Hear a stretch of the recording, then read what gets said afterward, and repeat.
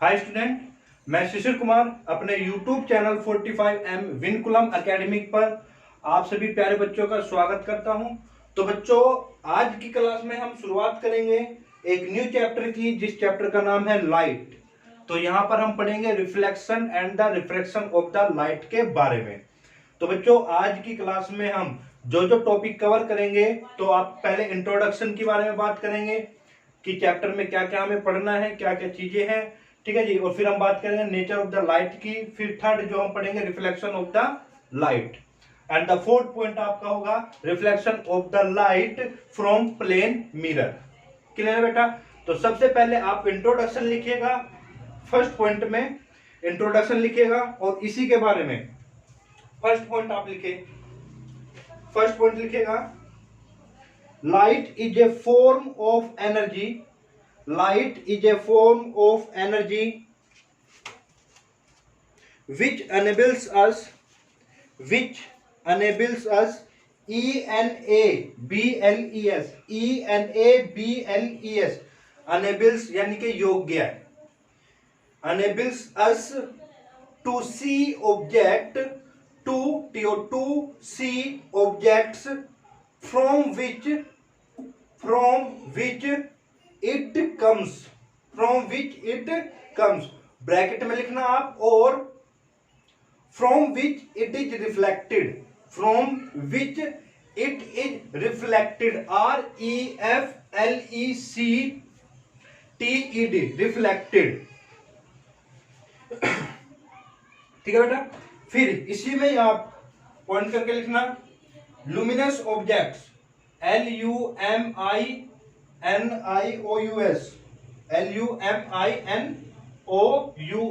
luminous objects।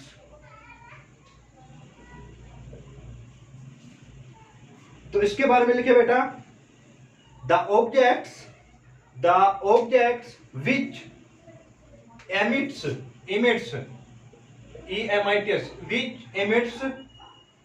their THEIR, their खुद की, ठीक है, their own OWN their own यानी कि अपने आप की, ठीक है, their own light light are known as luminous objects। ठीक है, जैसे एग्जांपल आप लिख सकते हैं sun, lamp LMP lamp, bulb and candle CANDL candle.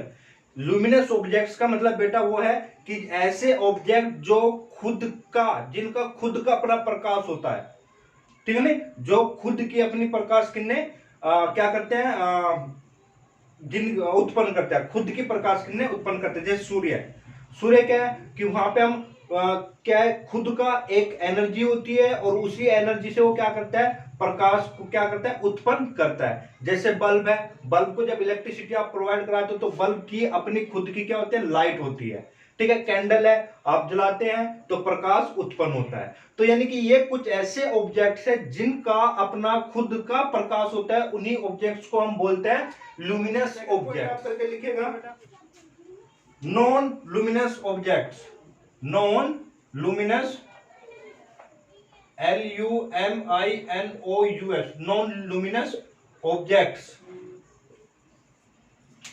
इसके बारे में लिखिए बेटा, those objects which do not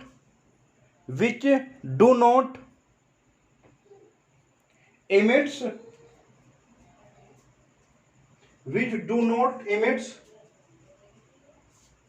their own light, their THEIR, their own OWN, own light, but only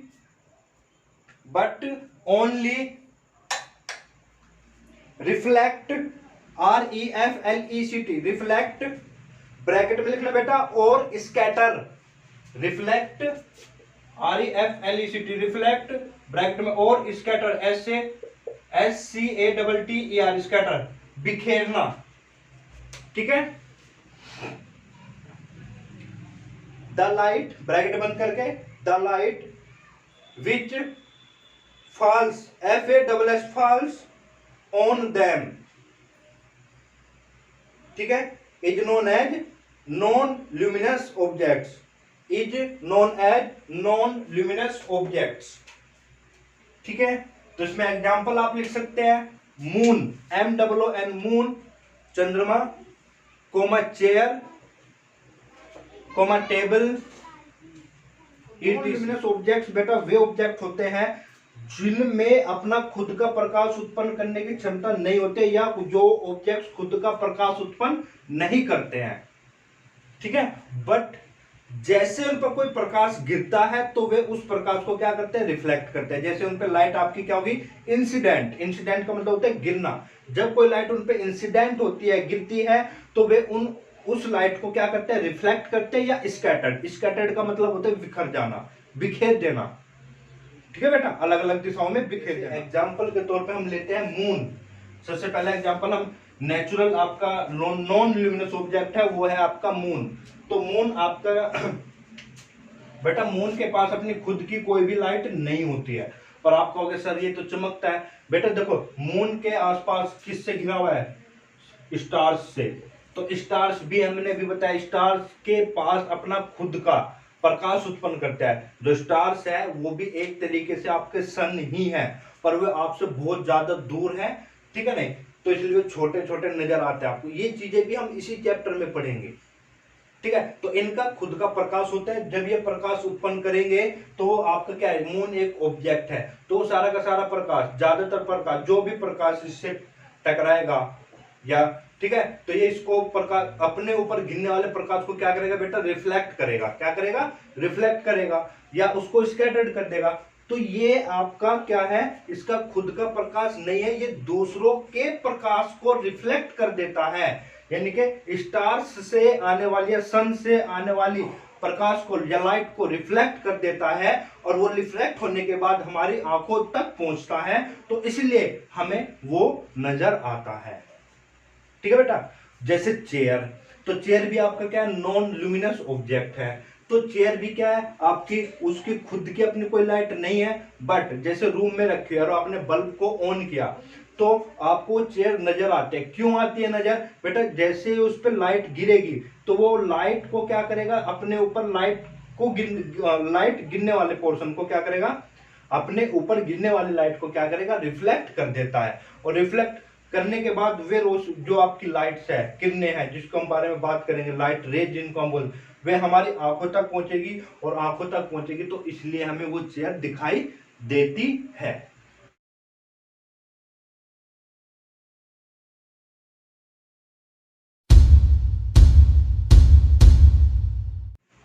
तो बेटा अब हम नए टॉपिक पे बात करते हैं। लिखेगा हेडिंग आप, nature of the light, nature of light, ठीक है। इसमें सबसे पहला पॉइंट लिखिएगा, ठीक है बेटा, सबसे पहला point, light has A dual nature, light has A dual, DUAL, dual nature, यानी कि लाइट आपके दो तरीके का बिहेवियर शो करती है, ठीक है। Light has the dual nature, bracket में आप लिख सकते हो double nature, double nature, DOUBL, double nature, ठीक है बेटा। नेक्स्ट पॉइंट आप करके लिखिएगा, next point, there are two theories about the nature of light, there are two theories, THEORIES, there are two theories about the nature of the light, about the, पहला point आप लिखेगा wave theory of light. तो जो first theory है आपकी वो लिखेगा wave theory of light. फिर आप इसके बारे में लिखेगा, वेव थ्योरी ऑफ लाइट के बारे में लिखेगा,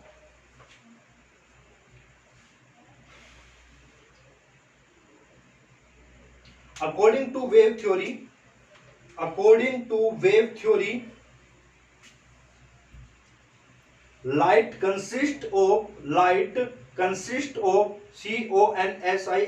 consists of electromagnetic wave, electromagnetic wave, ये लिखा हुआ है बेटा बट, ELECTROMAGNETIC, मैग्नेटिक वेव, इसके बारे में मैं अभी बात नहीं करूंगा, जब आगे बात करेंगे, जब 1-2 क्लास हो जाएगी। तो अभी बेटा आप इसको पॉइंट, इस वर्ड को सिर्फ लिख लेना है, electromagnetic wave which do not require REQUIRE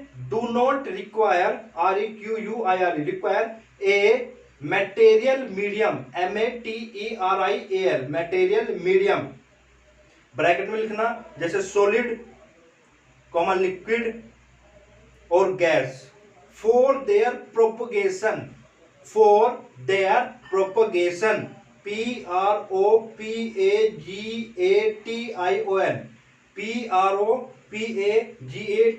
propagation.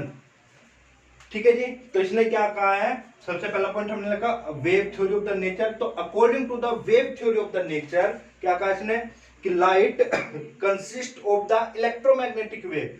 तो वेव आपने पढ़ा होगा 9th में भी, साउंड वेव वगैरह ये, ठीक है, इलेक्ट्रोमैग्नेटिक वेव, ठीक है, which do not require any material medium like solid, liquid या गैस। कहने से मतलब ये होता है इलेक्ट्रोमैग्नेटिक वेव होती है जिनको जैसे आप समझो ऐसे कि सूर्य और पृथ्वी तक प्रकाश को आने में किसी भी माध्यम की जरूरत नहीं है। तो उस तरीके की जो वेव होती है उन्हीं को हम बोलते हैं electromagnetic wave.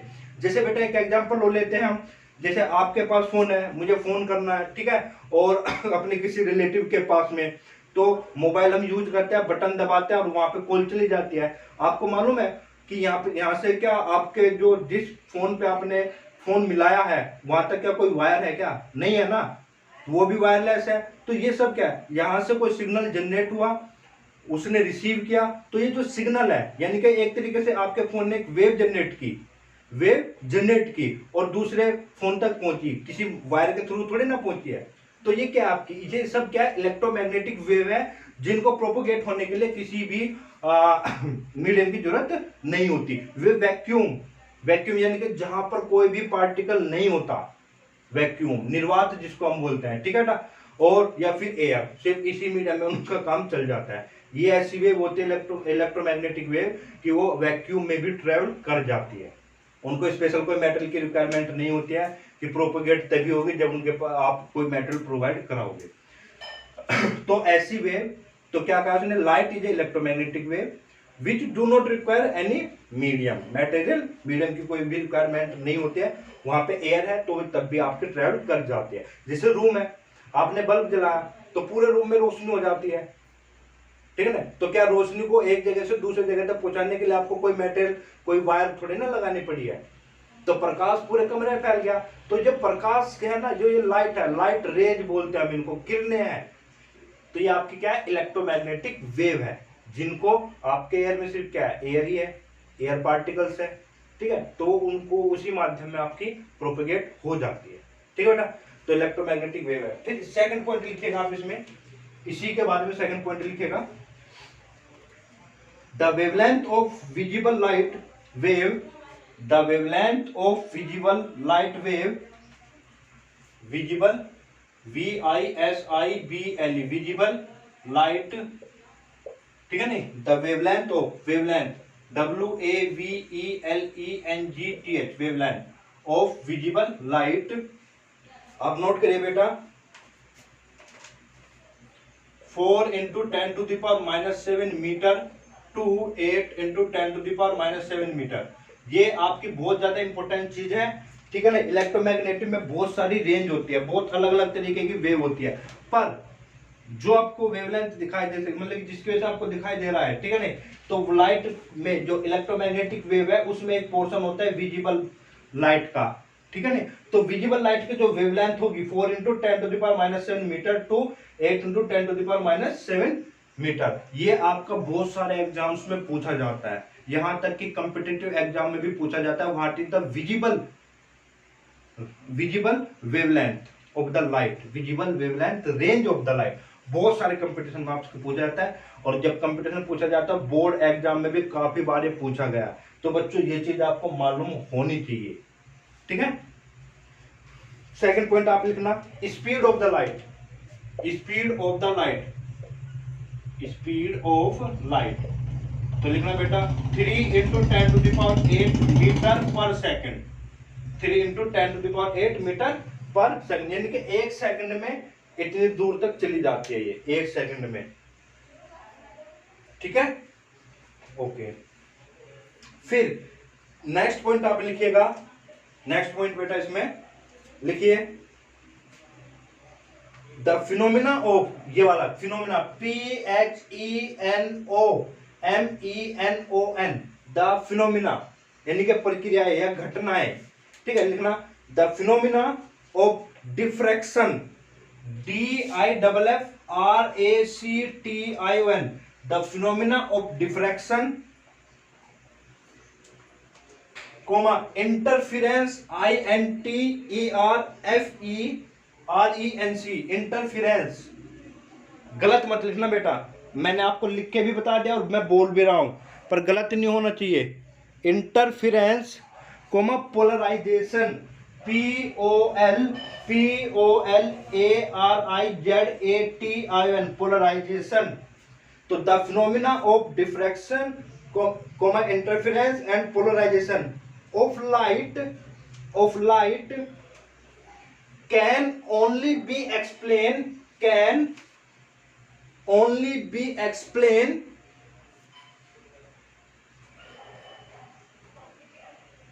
if light is considered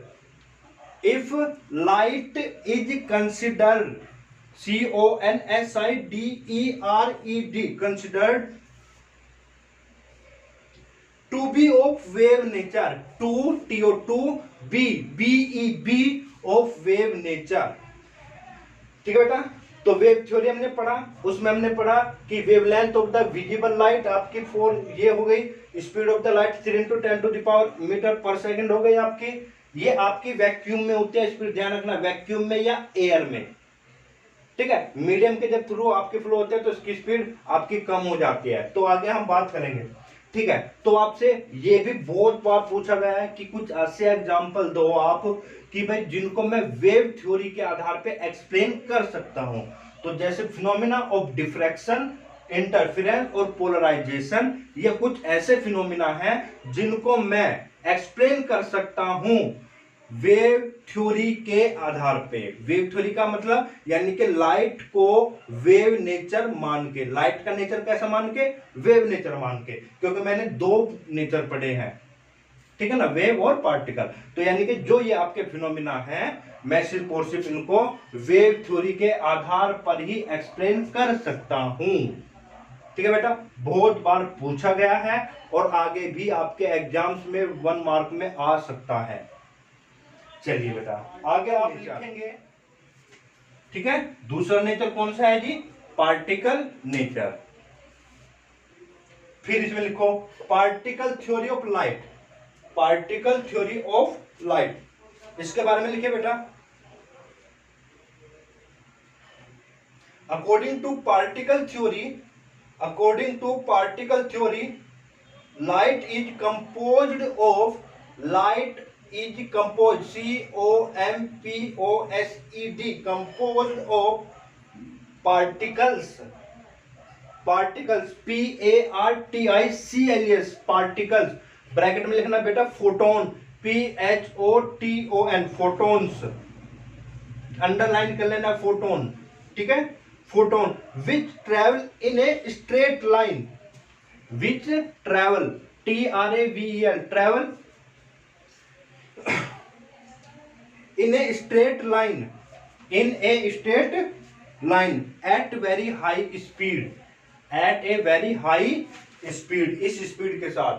तो उसमें क्या कहता है कि जो लाइट है एक कंपोजिशन है ऑफ द पार्टिकल्स, और उन पार्टिकल्स को हम क्या बोलते हैं, फोटोन बोलते हैं।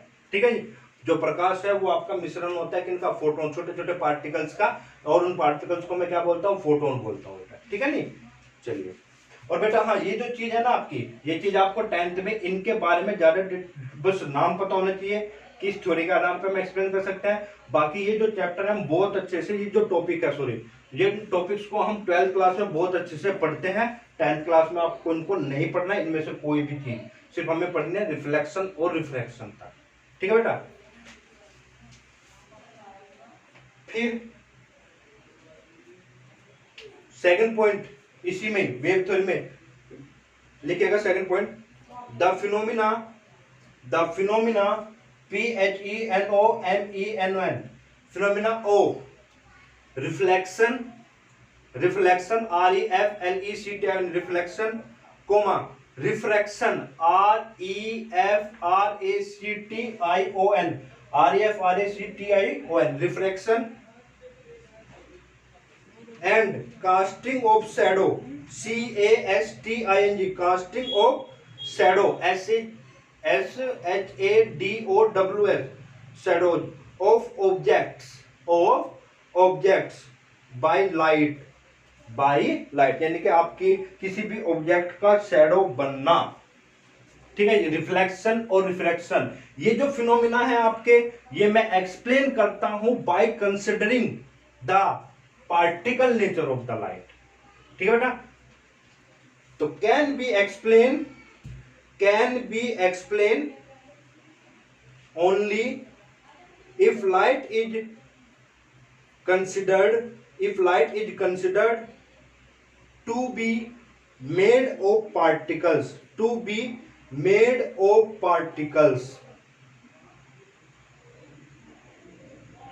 तो बेटा इन चीजों से अब हमें क्या पता चला कि लाइट की दो तरीके की नेचर होती है आपकी, एक पार्टिकल नेचर और एक वेव नेचर, ठीक है। तो पार्टिकल नेचर के आधार पे कौन कौन से फिनोमिना को एक्सप्लेन कर सकता हूं, और वेव नेचर के आधार पे कौन कौन से फिनोमेना को मैं एक्सप्लेन कर सकता हूं। तो यही चीजें थी, मैं एक छोटा सा रिव्यू कर रहा कि लाइट आपकी होती है, light is a form of the energy which enables us to see the object, यानी कि लाइट एक तरीके से एनर्जी का ही एक रूप है जो हमें किसी ऑब्जेक्ट को देखने के योग्य बनाती है। और वो चीजें हम कैसे देख सकते हैं, क्योंकि भाई लाइट गिरती है ऑब्जेक्ट्स पर, वो रिफ्लेक्ट होकर हमारी आंखों तक पहुंचती है, तो हम उस ऑब्जेक्ट्स को देख सकते हैं। फिर हमने बात की थी लुमिनस ऑब्जेक्ट की, यानी कि ऐसे ऑब्जेक्ट जिनका अपना खुद का प्रकाश होता है, ठीक है। जैसे सन हुआ, आपका बल्ब हुआ, कैंडल हुई, ठीक है। नॉन लुमिनस ऑब्जेक्ट्स का मतलब भी होता है बेटा कि ऐसे ऑब्जेक्ट जिनका अपना खुद का प्रकाश नहीं होता है, which do not emits their own light but reflect, तो वे रिफ्लेक्ट करते हैं या क्या कर देते हैं, स्कैटर्ड कर देते हैं of the light follow on them, यानी कि जो चीज उन पे क्या करते हैं फॉल्स मतलब कि गिरती है उसको रिफ्लेक्ट कर देते हैं, ठीक है। फिर हमने पढ़ा बेटा नेचर ऑफ लाइट के बारे में, तो हमने क्या कहा, लाइट हैज डुअल नेचर, यानी कि डबल नेचर होता है, डबली नेचर भी बोलते हैं इसको, DOUBLY डबली नेचर, डुअल नेचर बोल सकते हो, डबल नेचर बोल सकते हो, डबली नेचर, यानी कि इसकी दो तरीके का नेचर होते हैं, यानी कि दो तरीके का बिहेवियर शो करती है। नंबर एक वेव नेचर शो करती है और नंबर दो पार्टिकल नेचर शो करती है। तो वेव नेचर में हमने पढ़ा कि wave theory of the light, तो wave theory of the light क्या कहती है कि light is a electromagnetic wave, कैसी आपकी एक इलेक्ट्रोमैग्नेटिक वेव है जिसको फ्लो होने के लिए, आगे बढ़ने के लिए, ठीक है, प्रोपोगेशन का मतलब होता है बहने के लिए, ठीक है, किसी भी मैटेरियल ऑब्जेक्ट की जरूरत नहीं होती है। जैसे हमने एग्जांपल दिया है कि सन से पृथ्वी तक अगर प्रकाश आ रहा है तो यहां पर कोई भी माध्यम नहीं है, सिर्फ क्या है, आपका एयर है, सन के और पृथ्वी के बीच में, और ऊपर तो वैक्यूम ही हो जाता है एक तरीके से, ठीक है ना बेटा।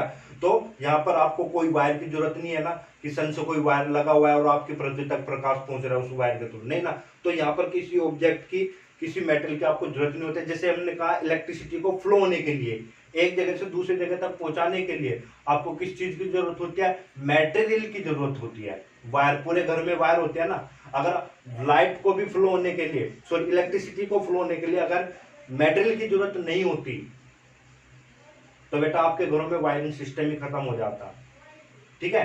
तो ये है आपका इलेक्ट्रोमैग्नेटिक वेव जिनको किसी मेटल की जरूरत नहीं होती। जैसे फोन का हमने एग्जांपल देता है कि फोन यहाँ पे करता है, दूसरी जगह मिलता है, तो वहां से कोई वायरिंग सिस्टम नहीं है, तो इसका मतलब ये क्या है, इलेक्ट्रोमैग्नेटिक वेव जनरेट करता है आपका फोन, और वो दूसरा जो फोन होता है जहाँ पे आपने फोन किया है वो उन इलेक्ट्रोमैग्नेटिक वेव को रिसीव करता है, ठीक है बेटा।